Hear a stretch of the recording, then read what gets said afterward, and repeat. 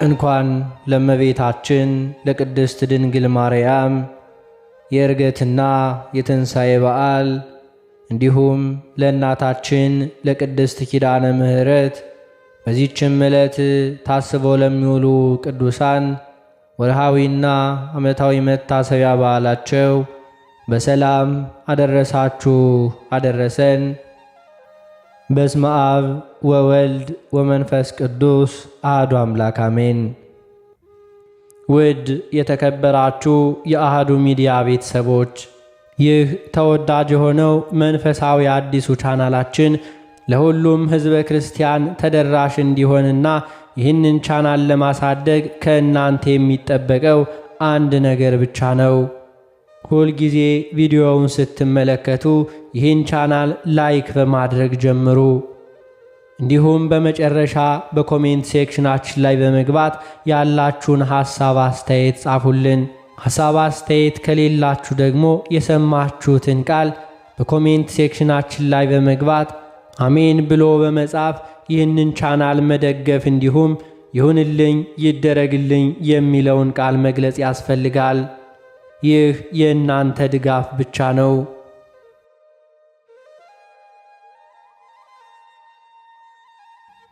የተከበራችሁ የልዑል እግዚአብሔር ቤተሰቦች፣ የእናታችን የቅድስት ድንግል ማርያም የአስራት ያደራ ልጆች፣ የቅዱሳን መላእክት፣ የቅዱሳን ጻድቃን፣ የቅዱሳን ሰማዕታት ወዳጆች በልዑል እግዚአብሔር አምላካችን ፍጹም ሰላምታ እንደምን ቆያችሁ እያልን ከዚህ በመቀጠል በእመቤታችን በዕርገትና በትንሣኤዋ ዕለት የቅዳሴውን ምስባክና በቅዳሴ ጊዜ የሚነበበውን ምንባብ እናሰማለን።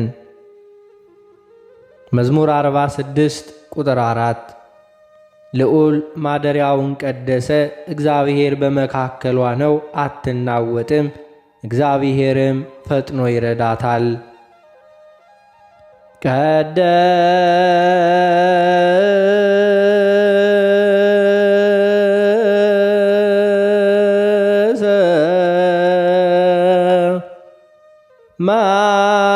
ማኅደሮ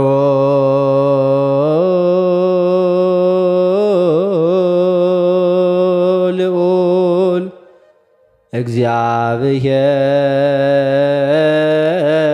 እግዚአብሔር ውስተ ማእከላ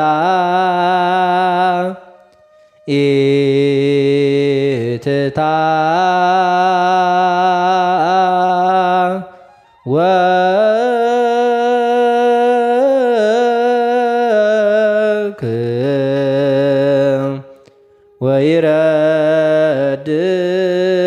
ወይረድአ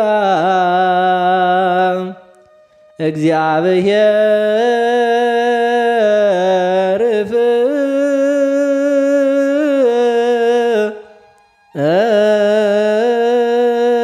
ፍጽመ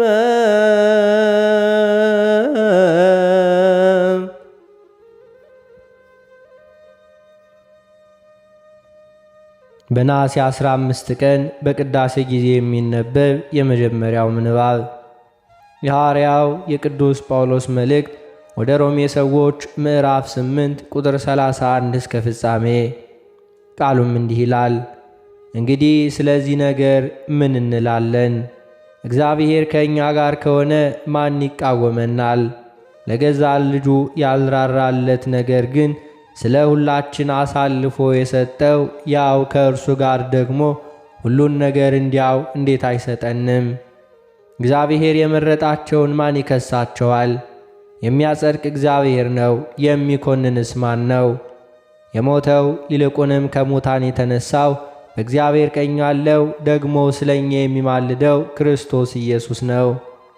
ከክርስቶስ ፍቅር ማን ይለየናል? መከራ ወይስ ጭንቀት ወይስ ስደት ወይስ ራብ ወይስ ራቆትነት ወይስ ፍርሃት ወይስ ሰይፍ ነውን? ይህም እንዲህ ተብሎ እንደ ተጻፈ ነው።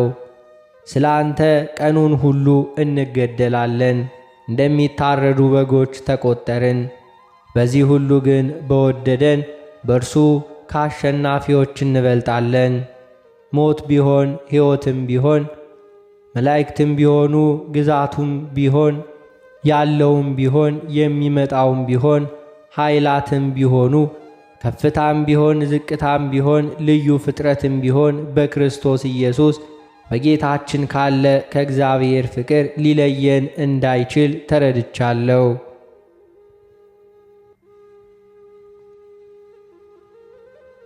በነሐሴ 15 ቀን በቅዳሴ ጊዜ የሚነበብ ሁለተኛው ምንባብ የሐዋርያው የቅዱስ ዮሐንስ መልእክት ሁለተኛ ዮሐንስ ምዕራፍ 1 ቁጥር 1 እስከ ቁጥር 7። ቃሉም እንዲህ ይላል።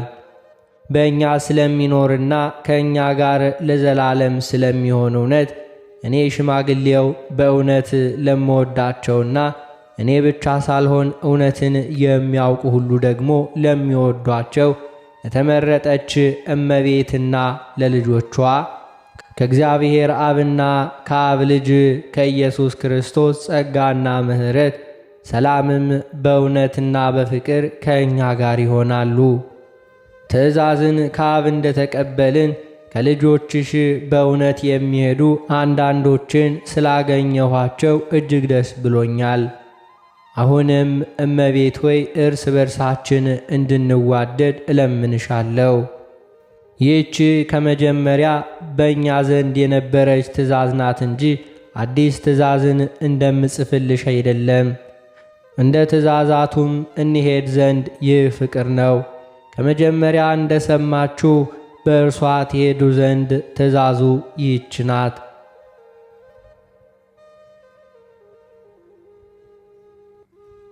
በነሐሴ 15 ቀን በቅዳሴ ጊዜ የሚነበብ ሦስተኛው ምንባብ የሐዋርያት ሥራ ምዕራፍ 1 ቁጥር 12 እስከ ቁጥር 15።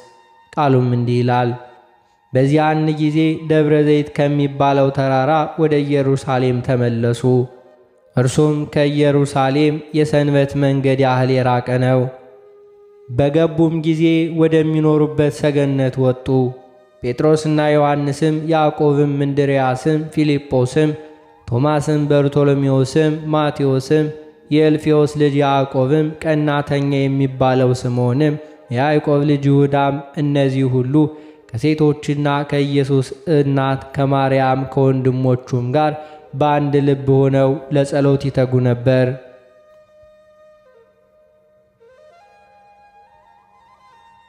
በነሐሴ 15 ቀን በቅዳሴ ጊዜ የሚነበብ የወንጌል ምንባብ የማቴዎስ ወንጌል ምዕራፍ 26 ቁጥር 26 እስከ ቁጥር 31። ቃሉም እንዲህ ይላል። ሲበሉም ኢየሱስ እንጀራን አንስቶ ባረከ፣ ቆርሶም ለደቀ መዛሙርቱ ሰጠና እንካችሁ ብሉ፣ ይህ ሥጋዬ ነው አለ። ጽዋንም አንስቶ አመስግኖ ሰጣቸው፣ እንዲህም አለ፣ ሁላችሁም ከእርሱ ጠጡ። ስለ ብዙዎች ለኃጢአት ይቅርታ የሚፈስ የአዲስ ኪዳን ደሜ ነው። ነገር ግን እላችኋለሁ በአባቴ መንግሥት ከእናንተ ጋር ከዚህ ከወይን ፍሬ አዲሱን እስከምጠጣበት እስከዚያች ቀን ድረስ ከዛሬ ጀምሬ አልጠጣውም። መዝሙርም ከዘመሩ በኋላ ወደ ደብረ ዘይት ወጡ። ስለ ቃሉ የጌታችን የአምላካችን የመድኃኒታችን የኢየሱስ ክርስቶስ ስሙ የከበረና የተመሰገነ ይሁንልን።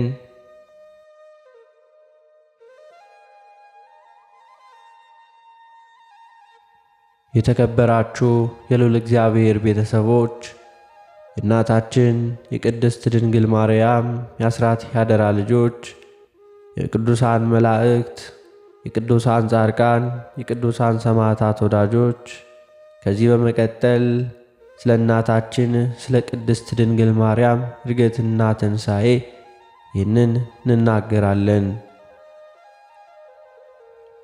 በስመ አብ ወወልድ ወመንፈስ ቅዱስ አሐዱ አምላክ አሜን። የእመቤታችን ዕርገትና ትንሣኤ። አንድ አምላክ በሚሆን በአብ በወልድ በመንፈስ ቅዱስ ስም እናምናለን፣ ዛሬም ዘወትርም ለዘላለሙ አሜን። እግዚአብሔር ዘላለማዊ ኃይሉንና አምላክነቱን ለዓለም ከገለጸበት ታላቅ ሥራ መካከል በእመቤታችን በቅድስት ድንግል ማርያም የተገለጸው ድንቅ ሥራው በቤተ ክርስቲያን ታሪክ ቀዳሚውን ስፍራ ይይዛል። ይህንንም ሁኔታ እመቤታችን ቅድስት ድንግል ማርያም ብርቱ የሆነ እርሱ ታላቅ ሥራን በእኔ አድርጓል፣ ስለዚህም ፍጥረት ሁሉ ያመሰግኑኛል በማለት ገልጸዋለችና። መልአኩ ቅዱስ ገብርኤል ከሴቶች መካከል ተለይተሽ የተባረክሽ ነሽ ብሏታል። ቅድስት ኤልሳቤጥም የጌታዬ እናት ብላታለች። ቅዱስ ዳዊትም ደግሞ ልጄ ይሉታል። እንዲሁም ሶሎሞን እህቴ ብሎ ጠርቷታል። ለወንጌላዊው ቅዱስ ዮሐንስም የተሰጠችውም እናቱ ሆና ነው።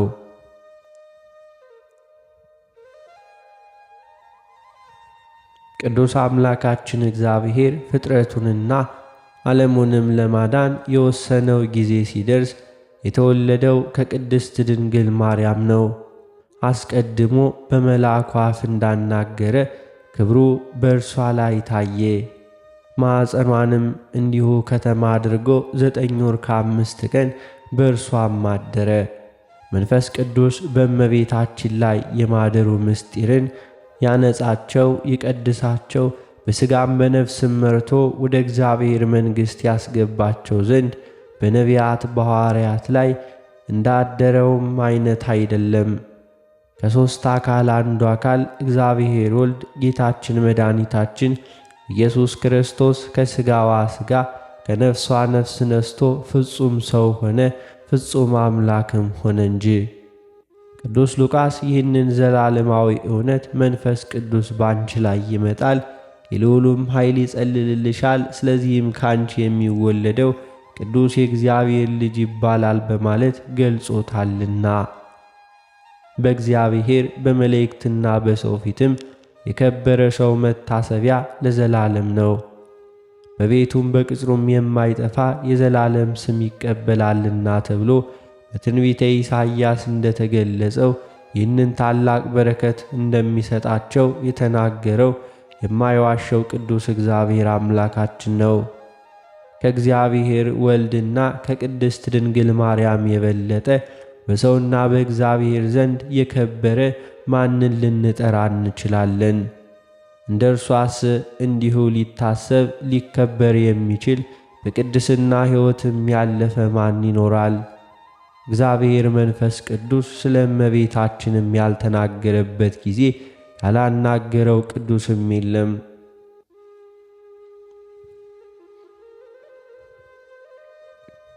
ቅዱስ አግናጢዮስ ዘአንጾኪያ ለኤፌሶን ክርስቲያኖች በጻፈው መልእክቱ እንደተናገረው እመቤታችን ማርያም ዘላለማዊ ድንግልና አማኑኤልን መውለዷንና የማይሞተው ጌታ መሞቱ እነዚህ ሦስቱ ከዚህ ዓለም ጥበበኞችና ገዢዎች የተሰወሩ ምስጢራት ናቸው።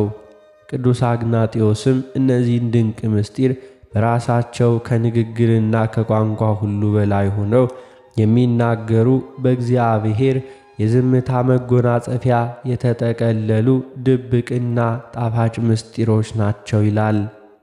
የእመቤታችን ክብር ውስንና ደካማ የሆነ አእምሮ ሊገነዘበው ከሚችለው በላይ ነውና።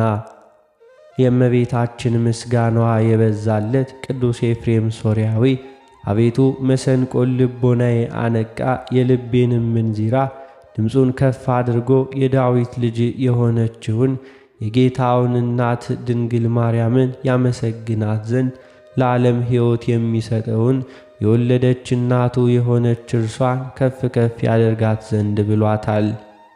በሌላ አንቀጽም ደግሞ ከሕሊናት ሁሉ በላይ ለሆነ ለዚህ ነገር አንክሮ ይገባል፣ ምድራዊ ሴት ፈጣሪዋን ወለደች፣ እርሱም እናቱን ፈጠረ በማለት የእመቤታችን የወላዲተ አምላክን ነገር ያደንቃል። ኢትዮጵያዊ ሊቅ ደራሲና ገጣሚ አባታችን አባ ጊዮርጊስ ዘጋስጫም እንዲህ ሲል ክብሯን ገልጿልና የእስራኤል ንጉሥ በእስራኤል ልጅ አደረ፣ የዳዊት አምላክ ከዳዊት ልጅም እንዲሁ ለበሰ፣ የዕብራውያን ጌታ በዕብራውያን ልጅ ማኅፀን ተወሰነ። ለአብርሃም የዕብራይስጥ ልሳን ያስተማረው ከቀድሞ ያልሰማውን ልሳን እንዲናገር አፉንም ጆሮንም የከፈተለት ከዕብራዊት ድንግል ተወለደ። በድንግልናም ወተት ጥቂት በጥቂት አደገ። የሕፃንነት ሥርዓትም ሁሉ እንዳይጎድል አፉንም የሚፈታባት ዘመን እስኪፈጸም ጥቂት ጥቂት እያለ በዕብራይስጥ ልሳን ሲናገርም ኖረ።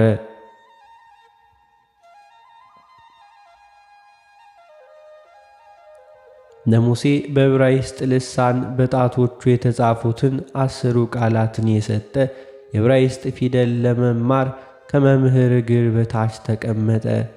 የባቢሎን አውራጃ በምትሆን ሰናዖር የፍጥረታትን ሁሉ ቋንቋ የበተነ እርሱ የአሕዛብን ቋንቋ እንደማያውቅ ሁሉ እናቱ አፌ በፈታበት ልሳንም እንዲሁ በዕብራይስጥ ልሳን ሲናገር ኖረ።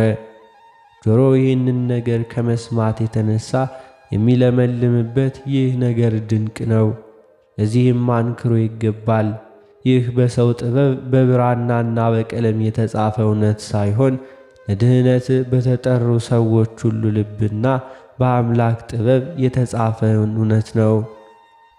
በቤተ ክርስቲያናችን አስተምሮ በማኅፀን የተጀመረውን የማዳን ሥራ ፍጻሜውን ያገኘው ቀራንዮ ነው።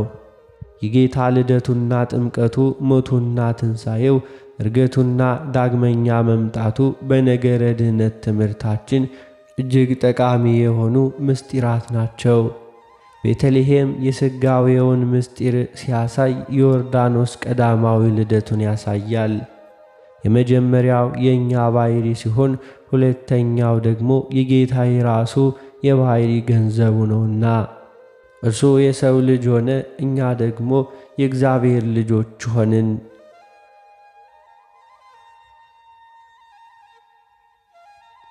ይህ ሁሉ የተደረገው አምላክን ከወለደች ከእመቤታችን ከቅድስት ድንግል ማርያም በነሳው ሥጋ ነውና እርሱ የእኛን ተፈጥሮ ገንዘቡ ስላደረገ እኛ ደግሞ የእርሱን ቅድስና ገንዘብ በማድረግ የመንግሥቱ ተካፋዮች ሆንን። የእኛ የሆነው ሁሉ የእርሱ፣ የእርሱ የሆነው የእኛ ሆነ። የእኛ መንፈሳዊ ልደት የተገኘው ጌታ በሥጋ ከቅድስት ድንግል ማርያም በተወለደው ልደት ነው። በቅድስት ድንግል ማርያም ማኅፀን አምላክና የሰው ልጆች የተገናኙበት እንደዚሁም አምላክና ሰው የተዋሃዱበት መካነ ምሕረት ነው። እግዚአብሔር ዙፋኑን 9 ወር ከ5 ቀን የዘረጋበት መካነ ሰላም ነው። የእግዚአብሔር ዙፋን ፍጹም በማይናወጥና ጸጥታ በነገሰበት ስፍራ የሚዘረጋ የክብር ዙፋን ነው። ይህ ዙፋን የቅድስት ድንግል ማርያም ማኅፀን ነው። ለዚህ ክብር በቅታ ያከበረችንን ከእግዚአብሔር ጋር ያዛመደችንን እመቤታችን ቅድስት ድንግል ማርያምን እንደምን እናክብራት? በቤተ ክርስቲያናችን አስተምሮ የጌታ ልደቱና ጥምቀቱ፣ ሞቱ፣ ትንሣኤው፣ ዕርገቱና ዳግመኛ መምጣቱ በነገረ ድኅነት ትምህርታችን እጅግ ጠቃሚ የሆኑ ምስጢራት ናቸው። ቤተልሔም የሥጋዌውን ምስጢር ሲያሳይ፣ ዮርዳኖስ ደግሞ ቀዳማዊ ልደቱን ያሳያልና የመጀመሪያው የእኛ ባሕሪ ሲሆን ሁለተኛው ደግሞ የጌታ የራሱ የባሕሪ ገንዘቡ የሆነ ነው። እርሱ የሰው ልጅ ሆነ፣ እኛ ደግሞ የእግዚአብሔር ልጆች ሆንን።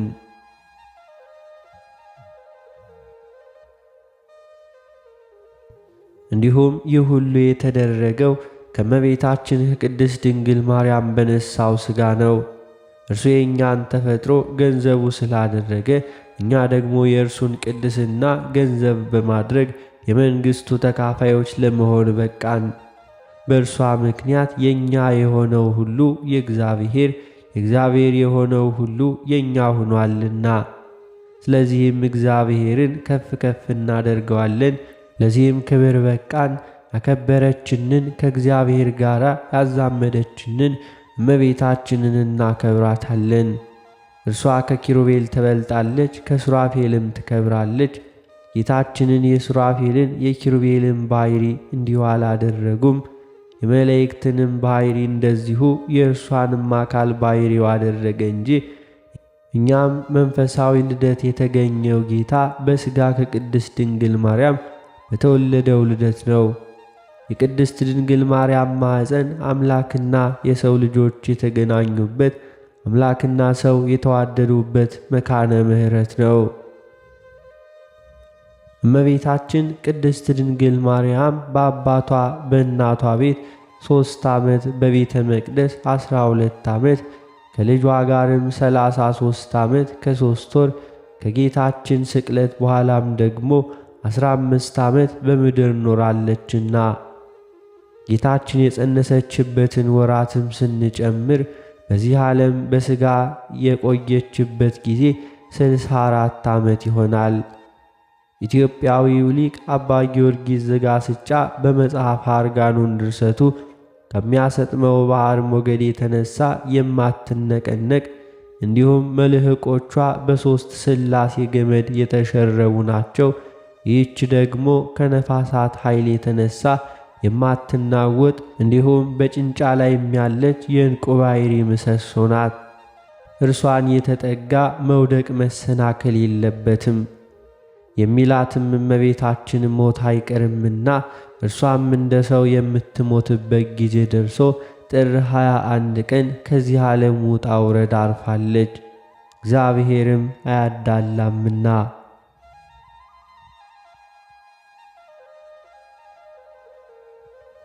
እመቤታችን ቅድስት ድንግል ማርያም የኃያሉ እግዚአብሔር እናቱ መቅደሱ ታቦቱ መንበሩ ሆና እያለ ሞትን መቅመሷ በራሱ የሚያስገርም ምስጢር ነው።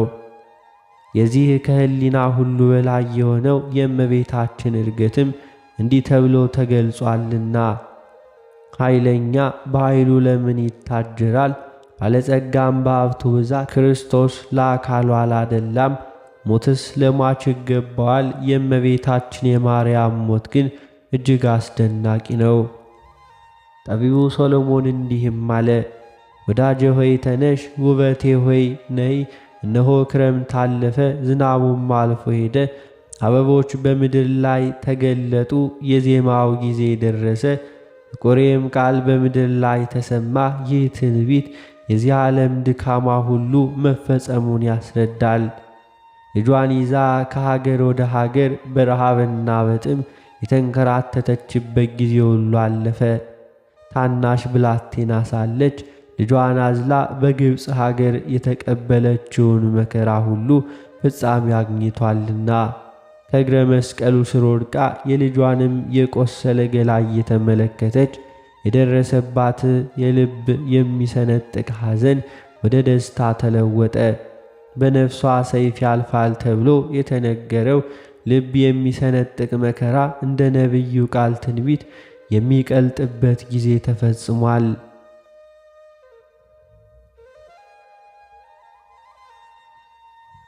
የቤተ ክርስቲያናችን ትውፊት የድንግል ማርያም ሞት በሚመለከት ምክንያቶቹ እንደሆነ ያስረዳል። የመጀመሪያው የመለኮት ማደሪያ ለመሆን የበቃችው ኃይለ አርያማዊት ብትሆን ነው እንጂ እንደ ምድራዊ ሴትማ እንደምን ሰማያትና ምድር የማይችለው አምላክን ልትሸከመው ይቻላታል? ይህንን የሚሉ ወገኖች ነበሩና እግዚአብሔር ወልድ የተዋሃደው የሰው ልጆች ሥጋ መሆኑን ለማጠየቅ ነው። ሐዋርያው ቅዱስ ጳውሎስ ይህንን ሲያስረዳ እንግዲህ ልጆቹ በሥጋና በደም ስለተካፈልን እርሱ ደግሞ በሞት ላይ ሥልጣን ያለው በሞትንም እንዲሁ እንዲሽር ይኸውም ዲያብሎስ ነው። በሕይወታቸው ሁሉ ስለ ሞት ፍርሃት በባርነት ይታሰሩ የነበሩትን ሁሉ ነፃ እንዲያወጣ በሥጋና በደም እንዲሁ ተካፈለ። የአብርሃምን ዘር ይዟል እንጂ የያዘው የመላእክት ዘር አይደለም። በዚህም ድንግል ማርያም የአዳም ዘር መሆኗ ታወቀ። ሁለተኛም ቅዱስ ያሬድ እንደተናገረው ጌታችን በፍርዱ እንዲሁ አሉ የሌለበት መሆኑን እንዲሁ ይታወቃል። ሥጋ የለበሰ ሁሉ ሞትን ይቀምስ ዘንድ ግድ ነውና። እመቤታችን ባረፈች ጊዜ ሐዋርያት ሊቀብሯት ሲሹም ከአይሁድ ክፋትም የተነሳ ልጇ ሌላ ክብርን ደረሰላት። ከጌቴ ሴማኒ ሥጋዋ ተነጥቆ በገነት በዕፀ ሕይወት ስር እስከ ነሐሴ 16 ቀን ለ205 ቀናት ያክል ቆይታለችና ልጇ ወዳጇ ጌታችን ኢየሱስ ክርስቶስ ሞትን በሥልጣኑ እንዳሸነፈ የልጇ መለኮታዊ ኃይል ሞትን አሸንፋ እንድትነሳም አደረጋት።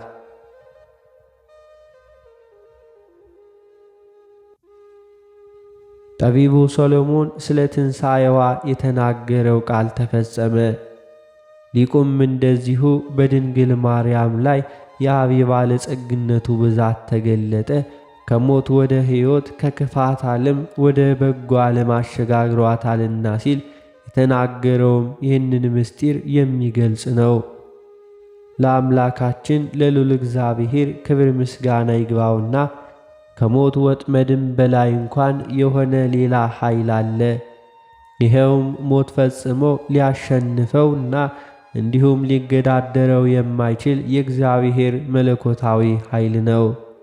ሕያው የሆነው አምላክ የሕያው አምላክ ነውና ሞትን ሊያሸንፈው እንዲሁም ሊደርስበት የማይችለው ሕይወትን እንዲሁ ይሰጣል። ይህንን እርሱ የሚሰጠውን ሕይወት ሰይጣን በእጁ ሊነካው እንዲሁም ከቶም አይቻለውም። ከሞት ሥልጣንና ኃይልም የተነሣ እንዲሁ የሆነው ሁሉ የእግዚአብሔር መለኮታዊ ሥልጣን የእመቤታችን ማርያም ሥጋ ለፍርድ የሚመጣበት ጊዜ ሲደርስ በመቃብር ውስጥ ተጠብቆ እንዲቆይ እንዲሁም ፈልሶ በስብሶም በምድር ላይ እንዲቀር አላደረገም። ከሙታን መካከል ተለይታ ተነስታለችና እንድትነሳም ያደረገ የእግዚአብሔር ኃይል ነው እንጂ በራሷ ሥልጣን የተነሳች አይደለም። መንፈስ ቅዱስ በድንግልና ጸንሳ በድንግልና መውለዷን በትንቢት እንዳናገረ ትንሣኤዋንም በትንቢት ሲያናግራት ይኖራል። ይህ ታላቅ ምስጢር በቅዱስ ዳዊት አንደበት አቤቱ ወደ ዕረፍት ተነስ አንተና የመቅደስ ታቦትም ብሎ ገልጿታል።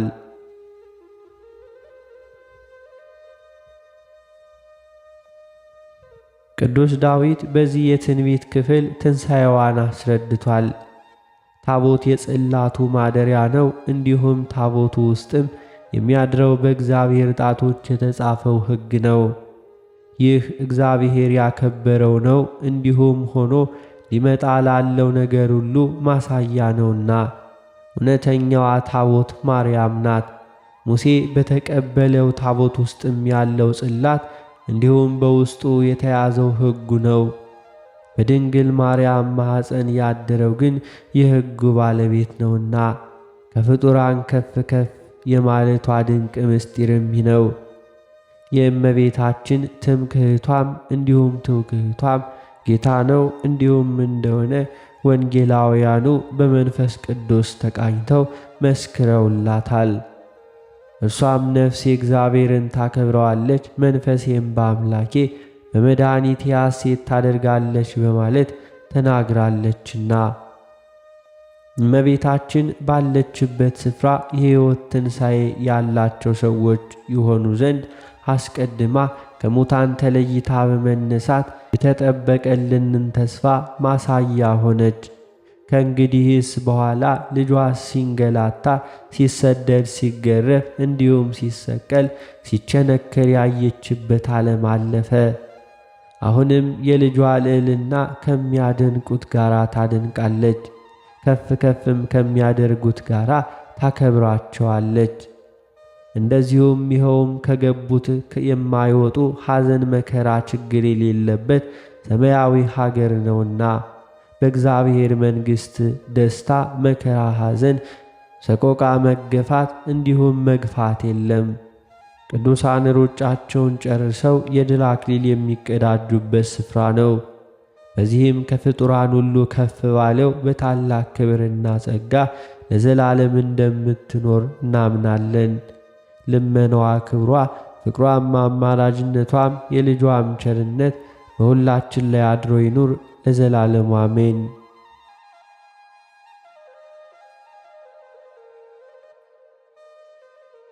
የተከበራችሁ የልዑል እግዚአብሔር ቤተሰቦች ከዚህ በመቀጠል የእናታችን የቅድስት ኪዳነ ምሕረትን መልኳን እናደርሳለን። በስመ አብ ወወልድ ወመንፈስ ቅዱስ አሐዱ አምላክ አሜን። አንድ አምላክ በሆነ በአብ በወልድ በመንፈስ ቅዱስ ስም እናምናለን፣ ዛሬም ዘወትርም ለዘላለሙ አሜን። እመቤቴ ኪዳነ ምሕረት ሆይ በአካል ሦስት ሲሆን በመለኮታዊ ባሕሪው በአንድነቱ ጸንቶ የሚኖር የብርሃን መገኛ እርሱ እግዚአብሔር አብ ለቃል ኪዳንሽ የሰጠውን ልዩ ክብር ብሩህ አድርጎ ያሳየኝ ዘንድ የቸርነቱ ጸዳለ ብርሃን አይነ ልቦናዬን ያብራልኝ። የቃል ኪዳኗ እመቤቴ ሆይ ከእግዚአብሔር በታች በሰማይ በምድር አንቺ የሁሉም እመቤት ነሽና።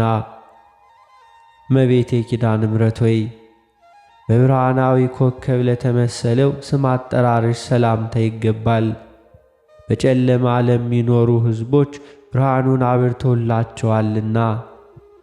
የቃል ኪዳኗ እመቤቴ ሆይ የአምላክ ቃል ኪዳኑ መዛግብት በዕለተ ዓርብ የተገኘውን የድኅነታችን ተስፋ ያገኘሽ እውነተኛ መዝገብ ነሽና። አባታችን ቀዳማዊ አዳም በጭንቅና በሐዘን ከገነት ወጥቶ በተሰደደ ጊዜ ከልቡናው ሐዘን ተረጋግቶብሻልና። እመቤቴ ኪዳነ ምሕረት ሆይ ያለማቋረጥ ሰማያዊ ጠል ለረበረበበትና የሐር ጉንጉን ለሚመስለው ስር ተርስሽ ሰላምታ ይገባል። የቃል ኪዳኗ እመቤቴ ሆይ ሞትን የሚያስከትል እንደ ኤልያስ ሥጋዊ ሕይወት ያይደለ የነፍሴን ሕይወት ይሰጠኝ ዘንድ በታላቅ ጉባኤ ፊት የምሕረት ቃል ኪዳን በገባልሽ ልጅሽ ዘንድ አማልጅ። እመቤቴ ኪዳነ ምሕረት ሆይ ከተፈጥሮ ባሕርያት ሁሉ በበላይነት ላለውና ለሚኖረው ርስሽ ሰላምታ ይገባል። የቃል ኪዳኗ እመቤቴ ሆይ ተገቢ በሆነ ጎዳና ሁሉ ቃል ኪዳን ግቢልኝ። ከሞት ጋር ቃል ኪዳን ገብተናል የሚሉ ሁሉ ከንቱ ነገር ተናገሩ፣ ነፍሳቸውንም አጠፉ።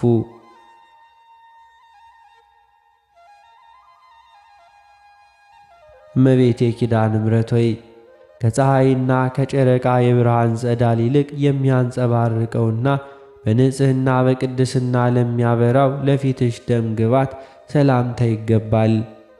የቃል ኪዳኗ እመቤቴ ሆይ ልዩ ኅብር ባለው ቀስተ ደመና ምሳሌ የቃል ኪዳን ምልክት አድርጎ ይቅር ባይ በሚሆን ፈጣሪ ዘንድም አባታችን ኖህ አንቺን ከተቀበለ ጀምሮ እነሆ ምድርን ዳግመኛ የጥፋት ውሃ አላገኛትም። እመቤቴ ኪዳነ ምሕረት ሆይ የዓይኖችን እይታና አገላለጥ ለመጠበቅና ለመንከባከብ ለተፈጠሩ ቀራንቶችሽ ሰላምታ ይገባል። የቃል ኪዳኗ እመቤቴ ሆይ ያለ ዘርዓ ብእሲ የወለድሽውን ልጅሽን ኃጥአንስ እንኳን ቢሆኑ ስምሽን ከጠሩ እምርልሻለሁ ስትል የገባልኝን ቃል ኪዳን ወዴት አለ ብለሽ አሳስቢው። እመቤቴ ኪዳነ ምሕረት ሆይ በታላቅ አዳራሽ ውስጥ በሁለት አንጻር ተተክለው እንደሚያበሩ የቀንዲል መብራቶች ለተመሰሉ ዓይኖችሽ ሰላምታ ይገባል። የቃል ኪዳኗ እመቤቴ ሆይ የይቅርታና የርኅራኄ መገኛ አንቺ ነሽና በቃል ኪዳንሽ ከጥፋት ሁሉ አድኝኝ፣ ያለ አንቺ ማዳን የሚቻለው የለምና። እመቤቴ ኪዳነ ምሕረት ሆይ ባሕሪሽን ባሕሪ አድርጎ ሥጋሽን ከለበሰ ፈጣሪ ልጅሽ ዘንድ የቃል ኪዳን ምስራች ለተናገራቸው አዛኖችሽ ሰላምታ ይገባል።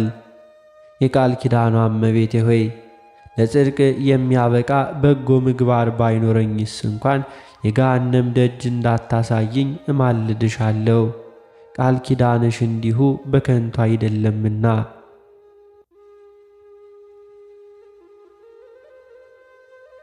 እመቤቴ ኪዳነ ምሕረት ሆይ የጽጌረዳ አበባ ለሚመስሉ ጉንጮችሽ ሰላምታ ይገባል። ነገር ግን በአምስቱ ሐዘናት እንደ እሳት በሚያቃጥል እንባ ጠወለጉ። የቃል ኪዳኗ እመቤቴ ሆይ የሁለቱ ታማቾች የሃሊና የሃላ ነፍሳት በገሃነም ተጥለው ከሚያለቅሱበት በዚያ እንዳልወርቅ በቃል ኪዳንሽ ተድላ ደስታ ወዳለበት ቦታ አሳርጊኝ። እመቤቴ ኪዳነ ምሕረት ሆይ በአምላካዊ ዕደ ጥበብ ግራ ቀኝ የሕይወት መሳክው ለወጣላቸው አእናፎችሽ እንዲሁም አፍንጮችሽ ሰላምታ ይገባል።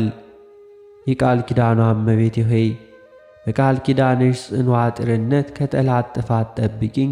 ያ ክፉ አውሬ ዲያብሎስም ሊውጠኝ አፉን በከፈተ ጊዜ በበትረ መዓት ራሱን ቀጥቅጠሽ አጥፊው። እመቤቴ ኪዳነ ምሕረት ሆይ ስለ ኃጥአን ለምነው ማልደው ይቅር ባይ ከሚሆን አምላክ ዘንድ የምሕረት ቃል ኪዳን ላስገኙ ከናፍሮችሽ ሰላምታ ይገባል።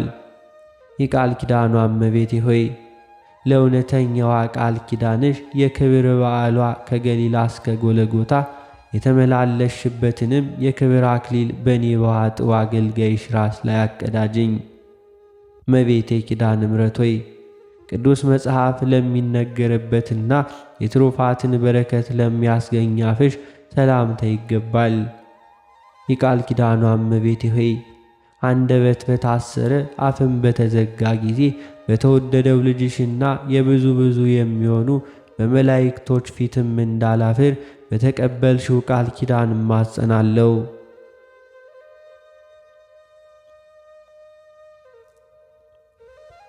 እመቤቴ ኪዳነ ምሕረት ሆይ ለትክክለኛ አበቃቀላቸውና ተሸልተው እንደነጹ እንደ በጎች መንጋ ንጹሐን ለሆኑ ጥርሶችሽ ሰላምታ ይገባል።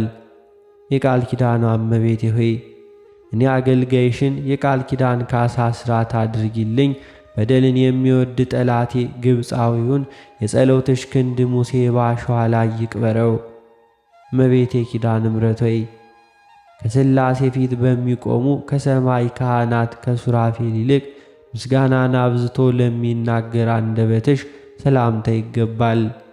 የቃል ኪዳኗ እመቤቴ ሆይ ስለ እስራኤል አርዕስተ አበው ማለትም የአብርሃምን የይስሐቅን የያዕቆብን ቃል ኪዳንና የሙሴን ባለሟልነት እንዳሳሰበ ስለ እኔም በመከራ ዘመን ጊዜ የመታሰቢያ ቃል ኪዳንሽ አሳስቢልኝ። እመቤቴ ኪዳነ ምሕረት ሆይ የተጎናጸፈ በብስራተ መልአክ በእግዚአብሔር ቃልን ለተቀበለ ቃልሽ ሰላምታ ይገባል።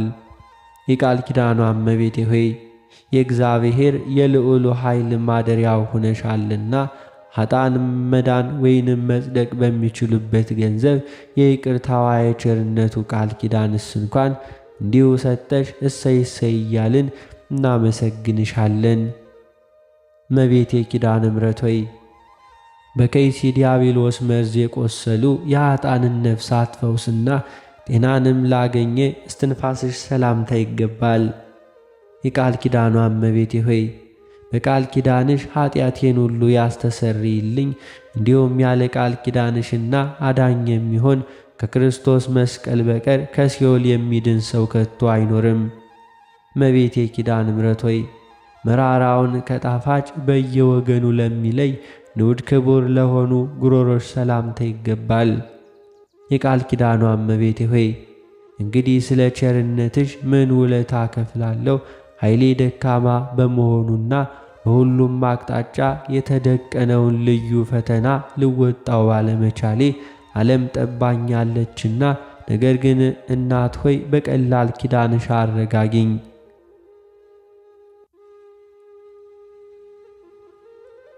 እመቤቴ ኪዳነ ምሕረት ሆይ በጥበብ አዋቂዎች እንዲሁም በተራራ ወይንም በከፍተኛ ቦታ ላይ መሠረቷ የተመሠረተ የዳዊትን ቤተ መንግሥት ለሚመስለው ክንሳድሽ ሰላምታ ይገባል።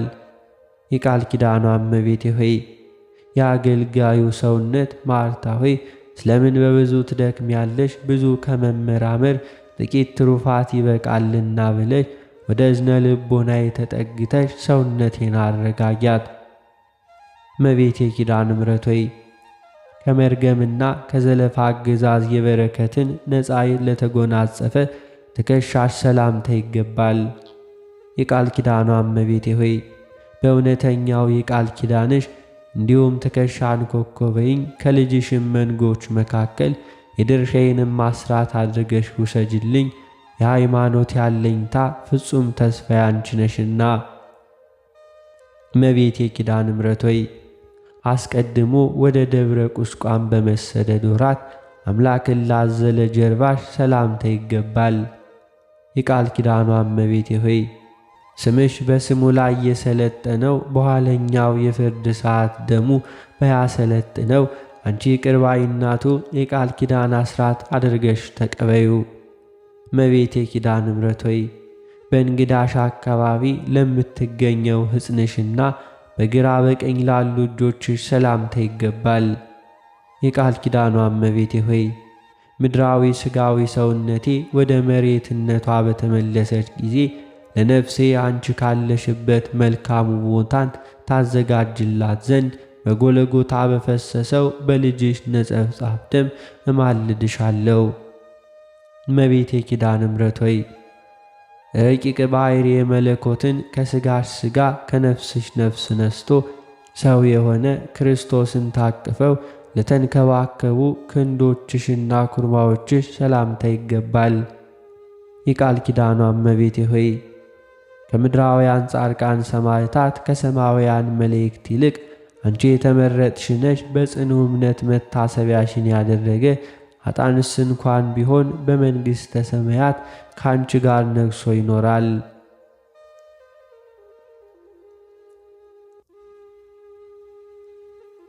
እመቤቴ ኪዳነ ምሕረት ሆይ በእግዚአብሔር ቤተ መቅደስ ሳለሽ የሐሩን ፈትልና ወርቁን አስማምተው ለፈተሉ ክንዶችሽ ሰላምታ ይገባል። የቃል ኪዳኗ እመቤቴ ሆይ የምሕረት ቃል ኪዳንሽን በእኔ ላይ አስፈጽሚ። ተራጋሚ የነበረ ሳሚን ሶሎሞን በጥበቡ በሞት እንዳስወገደው የኔንም ጠላት በልዩ ታምራትሽ ከመኖር ወደ አለመኖር አስወግጂው፣ እርሱ ተራጋሚ ነውና።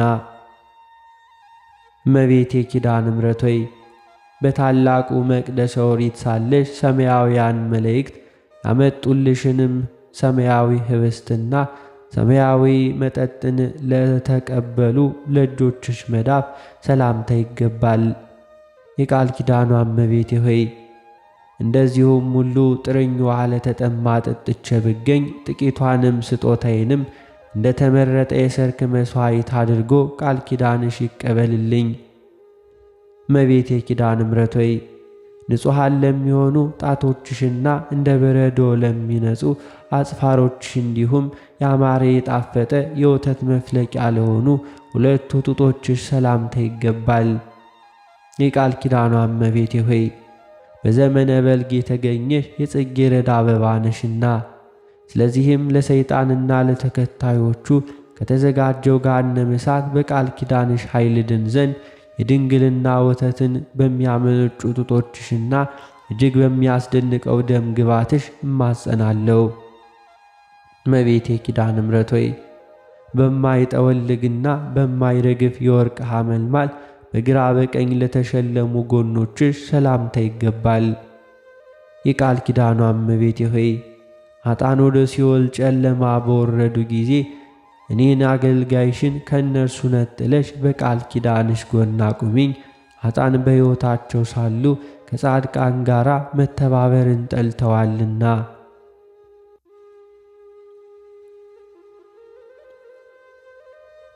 እመቤቴ ኪዳነ ምሕረት ሆይ የከርሰ መላእክት ወገን ለሚሆንና በመጠነ ክብሩም ሰማያዊ ኅብስትን ለሚመገብ ብሩህ ከርስሽ ሰላምታ ይገባል።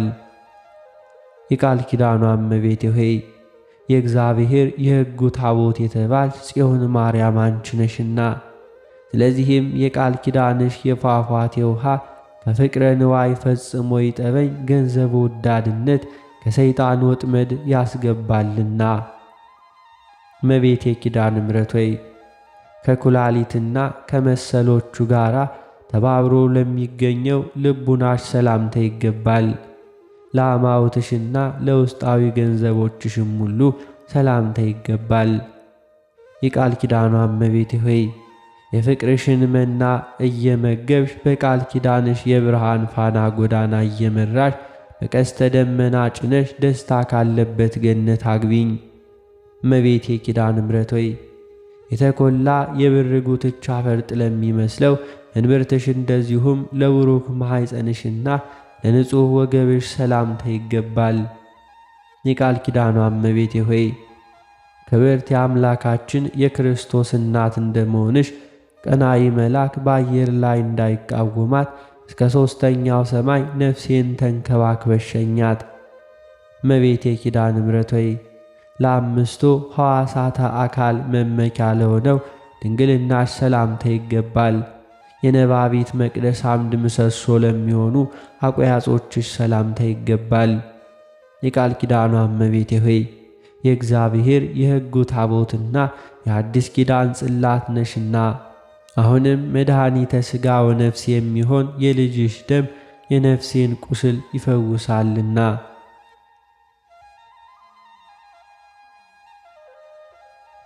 እመቤቴ ኪዳነ ምሕረት ሆይ በስግደትና በመማለድ ጊዜ ከእግሮችሽ ጋር ለሚተባበሩ አብራኮችሽ ሰላምታ ይገባል።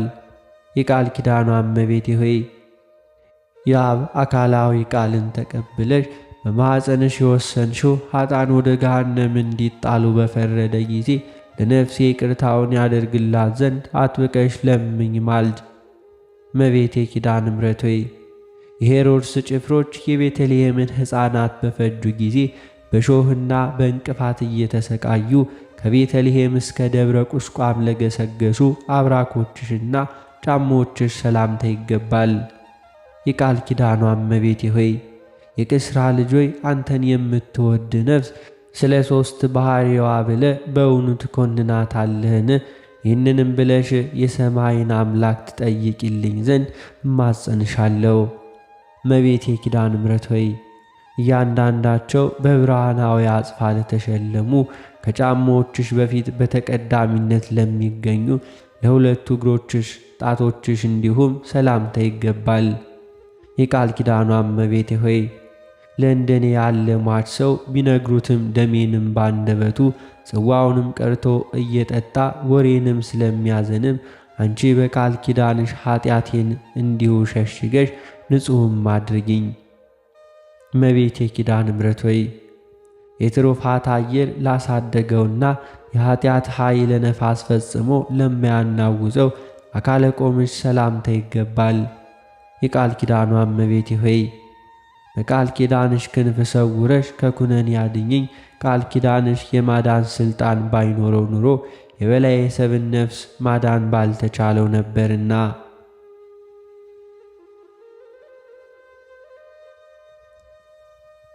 እመቤቴ ኪዳነ ምሕረት ሆይ ከኤልሳቤጥና ከሐና መልክ ይልቅ በደም ግባቱ በወዘናው በልምላሜው ልዩ ለሆነ መልክሽ ሰላምታ ይገባል። የቃል ኪዳኗ እመቤቴ ሆይ በሥጋ በነፍስ በአፋ ውስጥ ድንግል የምትሆኝ ክብርት እመቤቴ ነሽና በፈጣሪ ፊት ፍጹም ባለሟልነት ያለው ቃል ኪዳንሽ የንግድ ወራት አልቆ ወራት በተቋረጠ ጊዜ መጠጊያ ይሁነኝ። እመቤቴ ኪዳነ ምሕረት ሆይ የሚያስፈራ መልአከ ሞት ጥቁር ጥላውን ሳይጥልብሽ እንዲሁም እሱም ራእዩን ሳያይሽ የብርሃን ጸዳል በማየት ብቻ ለተለየው ጻተ ነፍስሽ ሰላምታ ይገባል። የቃል ኪዳኗ እመቤቴ ሆይ ሞት ከሥጋዬ ለይቶ በወሰደኝ ጊዜ ከሦስቱ አስደንጋጭ ነገሮች በቃል ኪዳንሽ ታድኝኝ ዘንድ በእግዚአብሔር የመለኮቱ ባሕሪ እማልድሻለሁ። እመቤቴ ኪዳነ ምሕረት ሆይ የአብ የባሕሪ ሕይወቱ መንፈስ ቅዱስ ፈጥኖ አስነስቶታልና በመካነ መቃብር ፈጽሞ ላልዘገየው በእርነ ሥጋሽ ሰላምታ ይገባል። የቃል ኪዳኗ እመቤቴ ሆይ ጻድቃንን ብታድኛቸው ድንቅ ተብሎ ስለማይነገርልሽ እጹብ ድንቅ ተብሎ ይነገርልሽ ዘንድ በቃል ኪዳንሽ ጥበብ ኃጥአንን ለማዳን ተፋጠኝ። እመቤቴ ኪዳነ ምሕረት ሆይ በልዩ ምስጋና በበፍታና በሽቱ በጴጥሮስ እጅ ለተገነዘው ግንዘተ ሥጋሽ ሰላምታ ይገባል። የቃል ኪዳኗ እመቤቴ ሆይ እኔ የኃጥአንን ቅባት አልቀባም ብያለሁና ቃል ኪዳኔን ለምን ተስፋ ታደርጋለ? እርዳታዬንስ ስለምን ትፈልጋለ? ሳቴ በችግሬ ጊዜ ፈጥነሽ በመድረስ ይቅርታን አድርጊልኝ።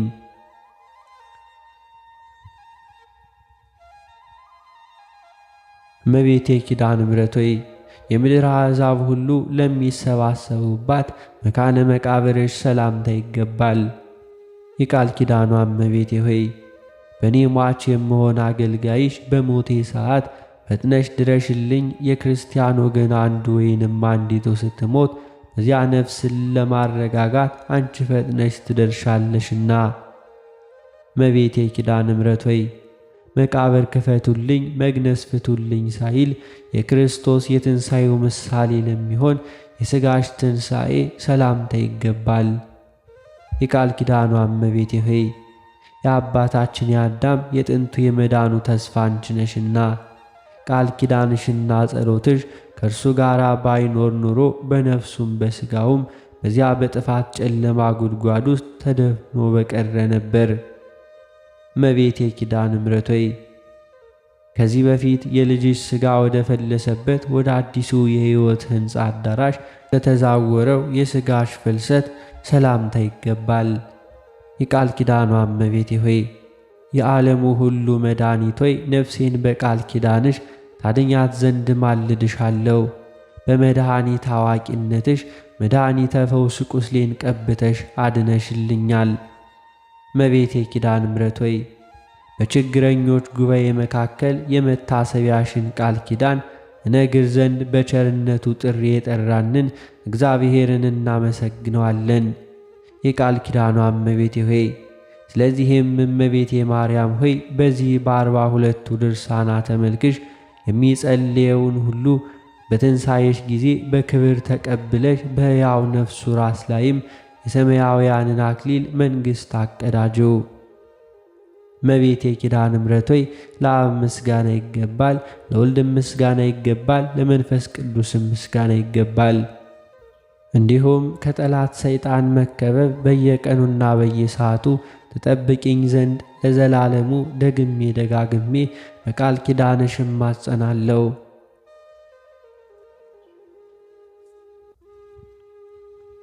እመቤቴ ኪዳነ ምሕረት ሆይ ሰላምታ ላንቺ ይገባል። አለኝታዬ ተስፋዬ ነሽና ሰላምታ ላንቺ ይገባል። አጣንን አማልደሽ የምታጸድቂ ላንቺ ሰላምታ ይገባል። ከ90ው በጎች ተለይቶ የጠፋ በግ አዳምን ለምትፈልጊው ላንቺ ሰላምታ ይገባል። የቃል ኪዳኗ እመቤቴ ሆይ እንዲሁም የምሕረት ቃል ኪዳን ምልክት ትሆኚኝ ዘንድ ጌታ እንደ ጽኑ ሐውልት አድርጎ ያቆመሽ ላንቺ ሰላምታ ይገባል። ፍቅርን የሚያጸና ለፍጥረቱ ሁሉ የማዳን ምልክት ለሆንሽ ላንቺ ሰላምታ ይገባል። እመቤቴ ማርያም ሆይ ከገንዘብ ሁሉ ክብር ያለው ወርቅ ነሽና ሰላምታ ላንቺ ይገባል። የችግረኞች መዝገብ የሰማያዊ ብልጽግና ነሽና ሰላምታ ላንቺ ይገባል። እመቤቴ ኪዳነ ምሕረት ሆይ የሚዛኑን ክብደት በውሃ የምታስለውጭው ላንቺ ሰላምታ ይገባል። ድንግል ሆይ በአንቺ መተማመኔ እንደ ልዩ ትሩፋትና ስነ ተጋድሎ አድርገሽ ቁጠሪልኝ። እመቤቴ ኪዳነ ምሕረት ሆይ በጎ ሥራ በመሥራትና በትሩፋተ ገል ለመጽደቅም በተሳነኝ ጊዜ አንቺን መጠጊያ መከታ አድርጌያለሁና ለአንቺ ሰላምታ ይገባል። ድንግል ሆይ የቃል ኪዳን ባለቤት ነሽና ነፍሴን ከጥፋት አድኛት። እመቤቴ ኪዳነ ምሕረት ሆይ የሰማያዊ መንግሥት መገኛ መድህን ነሽና ለአንቺ ሰላምታ ይገባል። ድንግል ሆይ አንቺን የሚወድ ፍጹም ዋጋውን ለማግኘት በተስፋ ይኖራልና ሰላምታ ይገባሻል። እመቤቴ ኪዳነ ምሕረት ሆይ እንደ ቃል ኪዳንሽ ምስጋና የሚነገርበትን ቤተ ክርስቲያንሽን በስምሽ ያሳነጸውን መታሰቢያሽን ያደረገውን እንዲሁም በስምሽ የጸለየውን ከበረከት ታሳተፊውና ይቅርባይ ከሚሆን ልጅሽ ይቅርታን ታሰጪው ዘንድ ሰላም እያልኩ ከፊትሽ ወድቄ በቃል ኪዳንሽ እማጸናለሁ።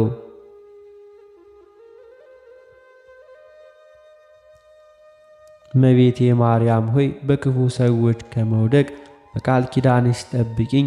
በልዩ ጠላት በዲያብሎስ ወይንም በሰይጣን ተይዞ ከመቀጥቀጥ በእግረ አጋንንት ከመረገጥ ከመጠቅጠቅም አድኝኝ ለዘላለሙ አሜን።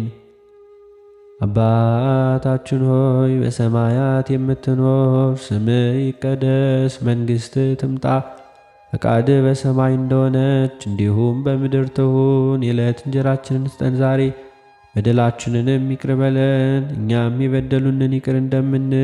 አቤቱ ወደ ፈተናም አታግባን ከክፉ ሁሉ አድነን እንጂ መንግሥት ያንተ ናትና፣ ኃይል፣ ክብር፣ ምስጋና ለዘላለሙ አሜን። እመቤታችን ቅድስት ድንግል ማርያም ሆይ በመልአኩ በቅዱስ ገብርኤል ሰላምታ ሰላም እንልሻለን። በሐሳብሽ ድንግል ነሽ፣ በሥጋሽም ድንግል ነሽ። አሸናፊ እግዚአብሔር እናት ሆይ ሰላምታ ላንቺ ይገባሻል። ከሴቶች ሁሉ ተለይተሽ አንቺ የተባረክሽ ነሽ፣ የማፀን ፍሬ የተባረከ ነው። ጸጋን የተመላሽ ቅድስት ሆይ ደስ ይበልሽ፣ ልዑል እግዚአብሔር ከአንቺ ጋር ነውና ከተወደደው ልጅሽ ከጌታችን ከመድኃኒታችን ከኢየሱስ ክርስቶስ ዘንድ ይቅርታውንና ምሕረቱን ለምኝልን ኃጢአታችንንም ያስተሰርይልን ዘንድ ለዘላለሙ አሜን።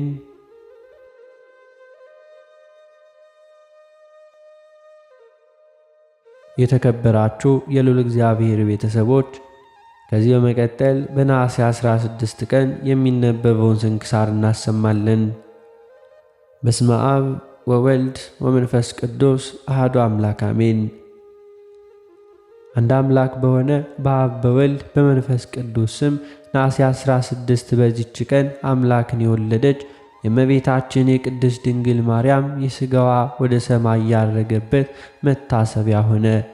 ከረፍቷም በኋላ ከእነርሱ ስለ መለየቷ ሐዋርያት ፈጽመው እያዘኑ ነበር።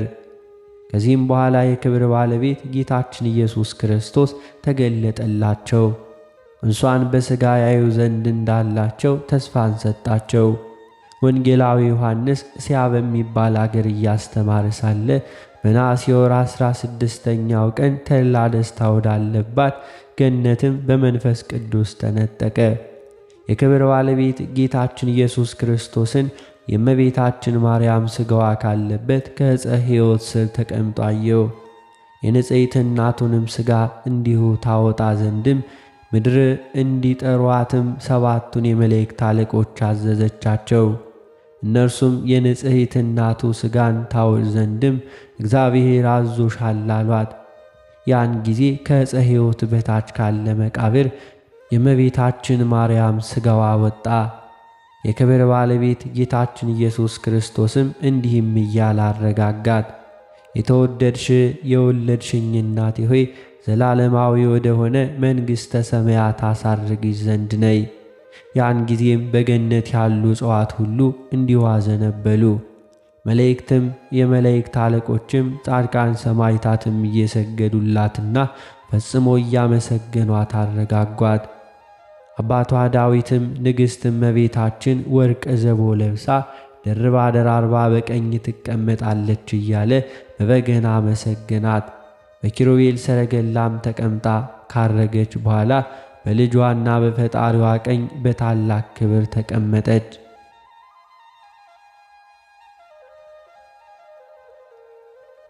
ወንጌላዊ ዮሐንስም ከእርሷ በረከትን ተቀብሎ ሰግዶላት እንዲሁም ተመልሶ ከሰማይ ወረደ። ሐዋርያትም ተሰብስበው ስለ እመቤታችን ቅድስት ድንግል ማርያም ሥጋዋ ፈጽሞ ሲያዝኑና ሲተክዙ አገኛቸው። እርሱም እንዳየ እንደሰማ ሥጋዋንም በታላቅ ክብረ ምስጋና እንዳሳረጓት ነገራቸው። ሐዋርያትም በሰሙ ጊዜ ዮሐንስ እንዳየና እንደሰማ ባለማየታቸውና ባለመስማታቸው እጅግም አዘኑ። ከዚህም በኋላ እያዘኑ ሳሉ እነሆ የክብር ባለቤት ጌታችን ኢየሱስ ክርስቶስ ተገለጠላቸውና የፍቅር አንድነት ልጆች ሰላም ይሁንላችሁ። ስለ እናቴ ማርያም ሥጋ ለምን ታዝናላችሁ? እነሆ እኔ እርሷን በሥጋ ላሳያችሁ፣ ልባችሁም ደስ ሊለው ይገባል አላቸው። ይህንንም ብሎ ከእነርሱ ዘንድ ወደ ሰማይ አረገ። ሐዋርያትም ዓመት ሙሉ ቆዩ። የነሐሴ ወር በባተ ቀን ለሐዋርያት ዮሐንስ እንዲህ አላቸው። አምላክን የወለደች የእመቤታችንን ሥጋዋን ለማየት የተዘጋጀን አድርጎ ያሳየን ዘንድ ኑ ይህንን 2 ሱባዔ በመጾም የክብር ባለቤት ጌታችን ኢየሱስ ክርስቶስን እንለምነው። በልጇ በወዳጇ ቀኝ ተቀምጣ አይተን በእርሷ ደስ እንዲለን። በዚያንም ጊዜ ዮሐንስ እንዳላቸው በጾም በጸሎት ሱባዔ ያዙ። የነሐሴ ወር እንደ ዛሬ 16 ቀን በሆነ ጊዜ የክብር ባለቤት ጌታችን ኢየሱስ ክርስቶስ ሁሉንም ሐዋርያት ወደ ሰማይ አወጣቸው። በታላቅ ክብር በተወደደ ልጇም ቀኝ ተቀምጣ ከሥጋዋም ተዋህዳ ተነስታ እመቤታችን ማርያምን አዩአት። እጆቿንም ዘርግታ የከበሩ ሐዋርያትን አየን። እያንዳንዳቸውን ሁሉ ባረከቻቸው፣ በልባቸውም እጅግ ደስ አላቸው። የክብር ባለቤት ጌታችን ኢየሱስ ክርስቶስም በከበረ ሥጋና ደሙ ላይ እንዲሁ ሠራኤ ካህን ሆኖ እስጢፋኖስንም አዘጋጀ። ዮሐንስንም በመፍራት ቁም አለ። ሁሉንም ሐዋርያት በመሠዊያው ዙሪያ ቆመው በዚያን ጊዜ ከቶ እንደነርሱ ሆኖ የማያውቅ ታላቅ ደስታ ሆነ። ጌታችንም የቅዳሴውን ሥርዓት በፈጸመ ጊዜ ሥጋውና ደሙን አቀበላቸው። ከዚያም በኪሩቤልና በሱራፌል ሰረገላ ተቀምጣ በምታርግ ጊዜ የክብር ባለቤት ጌታችን ኢየሱስ ክርስቶስ እናቱ እመቤታችን ማርያምን እንዲህ ብሎ ተናገራት።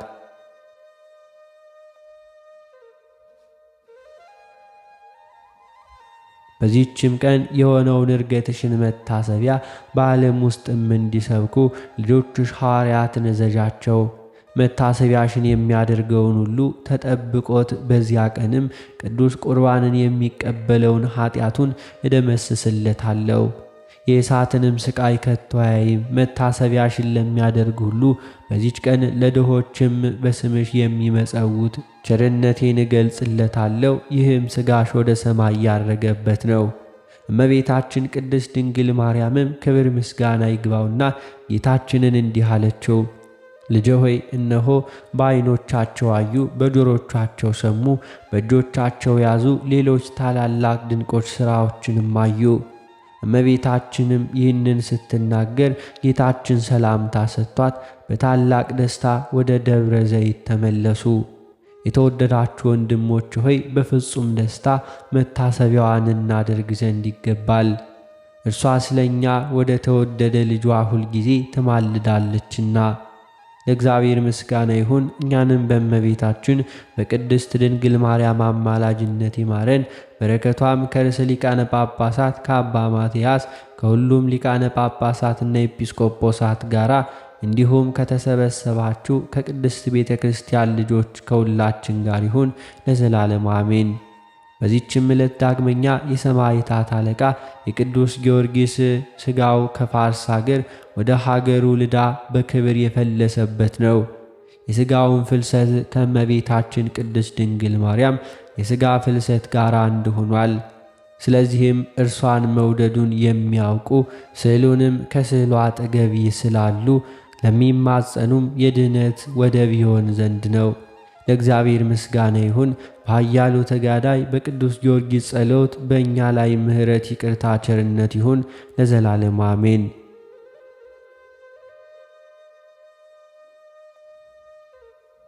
በዚህችም ቀን የሶርያው መስፍን ጊጋር በሰማዕትነት ሞተ።